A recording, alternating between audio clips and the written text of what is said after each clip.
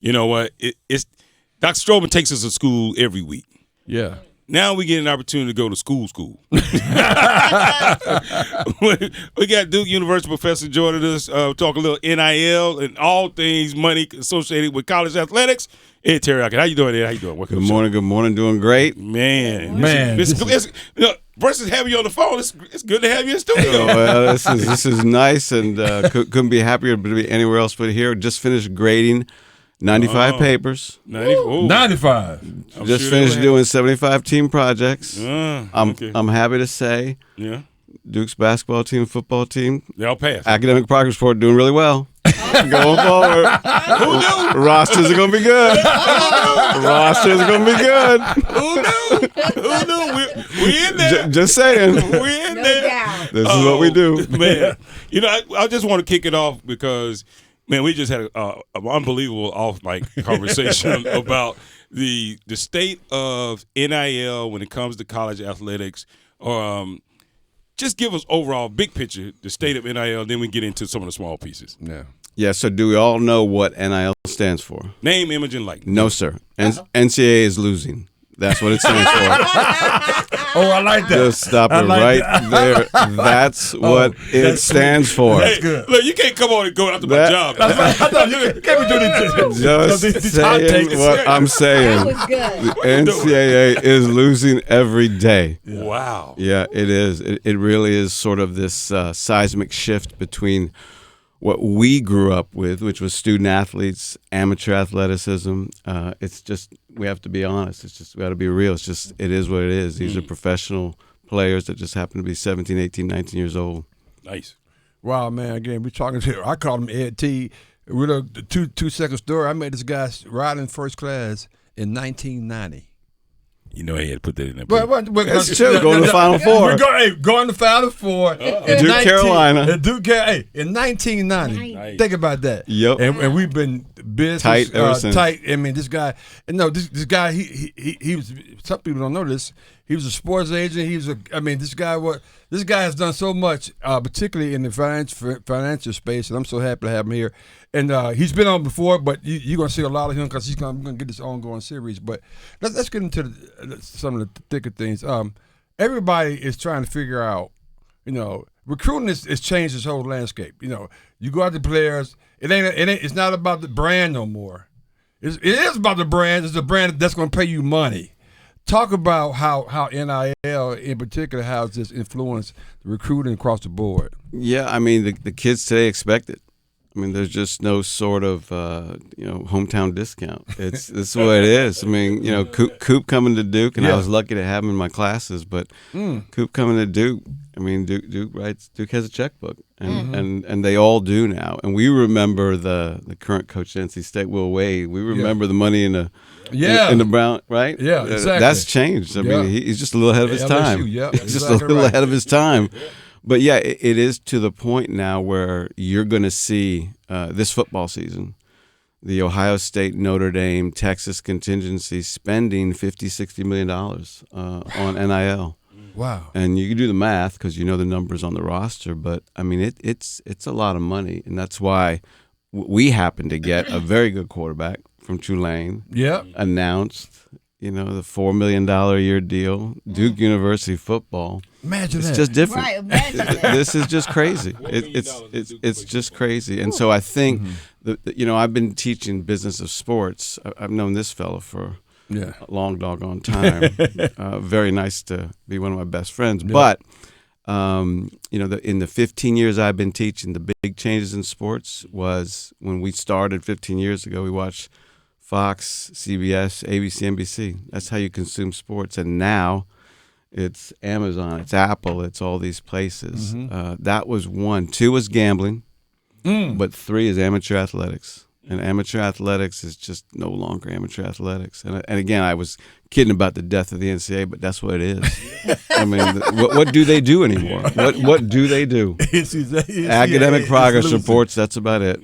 Yeah. Figure out how to become a financial right, that's interesting. That's interesting. Well, think about this. Think seriously from a leadership standpoint, because all 3 of you I know have illustrious careers when it comes to biz. I know that. I read. And you think you had Mark Emmert, a career college guy, right?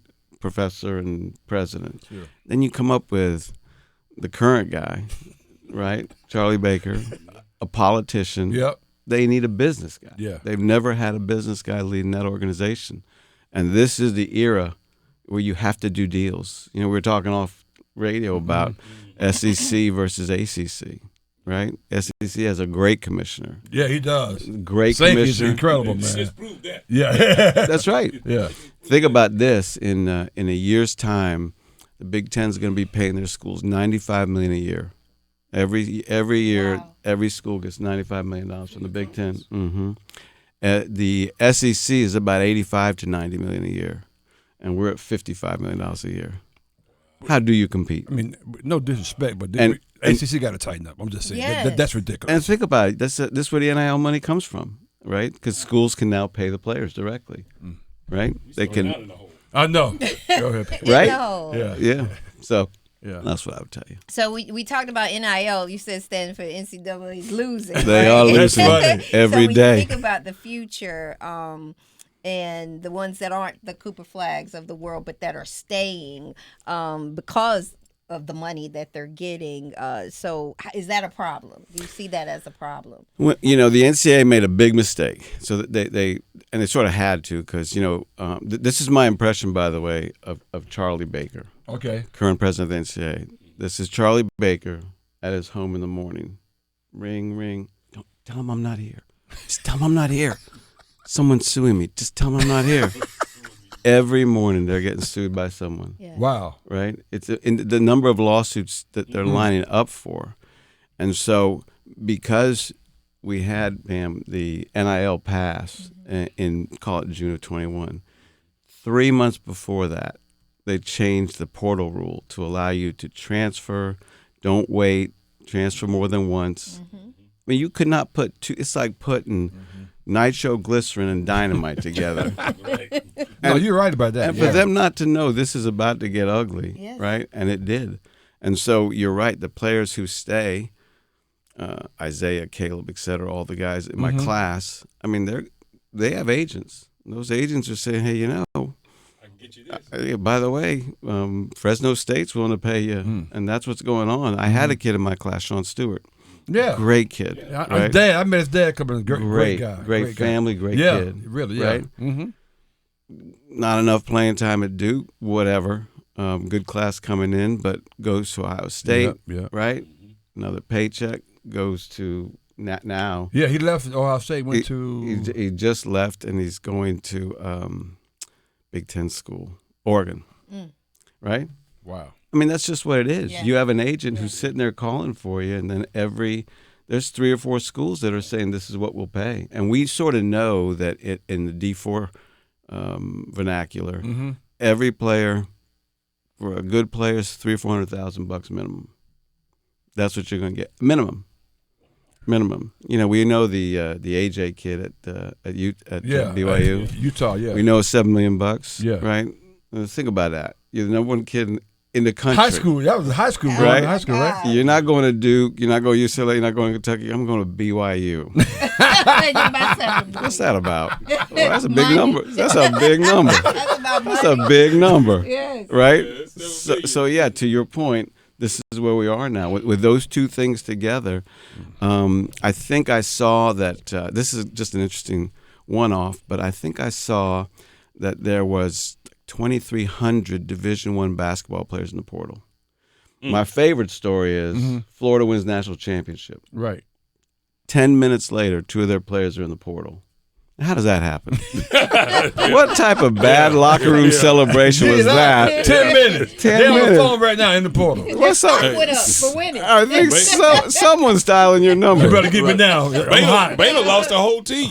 So did Indiana. Yeah, the whole team. The Crab Five at Maryland, Yep. gone. Wow. Yeah, that's where we're at. Oh, wow. That's where we're at. Wow. Yeah, Man. it's a different dynamic. Yeah, it is. Man, we're talking NIL on the Sports Shop with Ed. Man, Ed, you real quickly because man, we got so many things Yeah, to talk about. I got to throw a couple But- things into you. Real quickly, touch on this influx of, I would say, investor money Oh, okay. into these universities and these schools, and the amount of money that we're actually talking about. And traditionally, who we thought used to run these schools and universities, where they get their funding from, where this is shifting, where it's turning to now? Sure. So I'm a Dookie. We got the Rams Club. Yep. We got the Iron Dukes, right? So we all get that phone call saying, "Hey, you want those good seats in Cameron, right, or the Dean Center?" That's traditionally how athletic departments raise money. And so when you see that an athletic department made $150 million in revenue, some of that was Rams Club or Iron Dukes. All that gets sort of sucked into it. What has happened in the sports vernacular is sports just happens to be a really good asset class. If you're going to pick one thing to invest in, we would all love to own part of Some sports. Maybe not Golden State in the next few days, but by and large, you do want to own one part of a team. That's where all the money's headed. And there's a reason why, because this is sort of my two worlds colliding, is institutionally speaking, sports never goes down. And it gets back to what we just talked about, which is there's so many people trying to buy sports content like you. Yes. Right? People want part of the sports shop. Yep. People want part of SEC football. That's the investment side that's going in. What's going on, it hadn't happened yet, but you saw where, as Reese said, Kentucky just formed an LLC for their athletic department. Texas is doing the same thing. All this private equity money knows that SEC contract, which pays $80, $90 million per team, is just going to go up because the next time there's a contract, it'll be worth more. You're part of the CFP. All those things go into it. So as an asset class, what's happening in the pros, which is unbelievable, it's unprecedented how many pieces of teams are being sold to private equity companies. Here comes the next wave.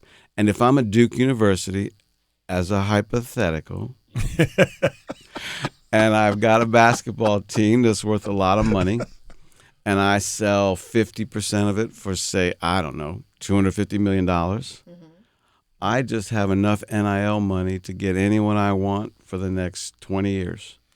And this is and just, I mean, hypothetically you're speaking for Duke, but just in general, this is happening right now with schools. It is. And I guess that's a tremendous upside to this because of that, right? It is, and again, without specifics, I am doing some consulting for a Division I football team, and I will just tell you the numbers.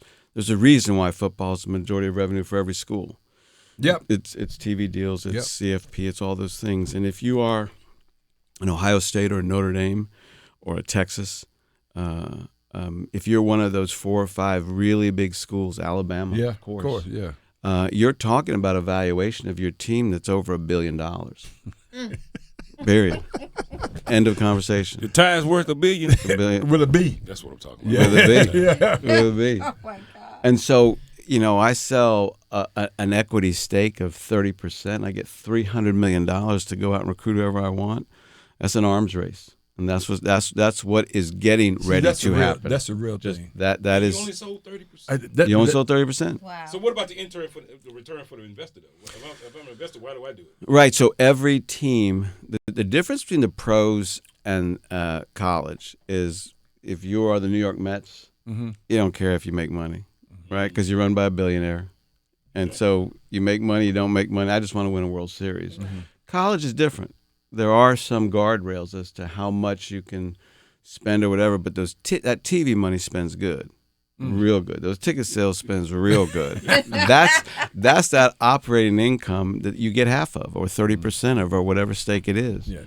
Hey man, we up against it, but Ed, I want to make sure people know how to contact you if they want to know more about. Obviously, this guy he wears so many hats. Tell people how they can contact you and that kind of thing, right? You always go with my Duke email address, which is ed.tiryakian@duke.edu. Yeah, and so I guess you could be excited hearing the stuff you're saying, but then that's always like this whole world is like the Wild Wild West almost in terms of financial stuff. Talk about that. It really is. I'll say this too, since we're all a fan of college athletics. I mean, we're at a crossroads where I said before, the NCAA gets sued every day for now it's eligibility, and soon it's going to be grades.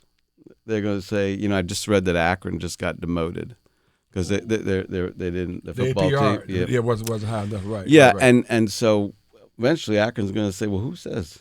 Well, who came up with that number? We think our kids are doing great. I think 1.5 is okay. They're working. But so you're going to see this go on. And so I sort of know the guardrails that they're talking about in NIL, which is one, let's make it a contract. Let's make it a buyout, right? Those are the things that are getting ready to happen. But we'll get more. We'll get more, man. This is just a snapshot going forward. Going forward. We're going to do this again. Next time, Duke will be winning the national championship. That's right.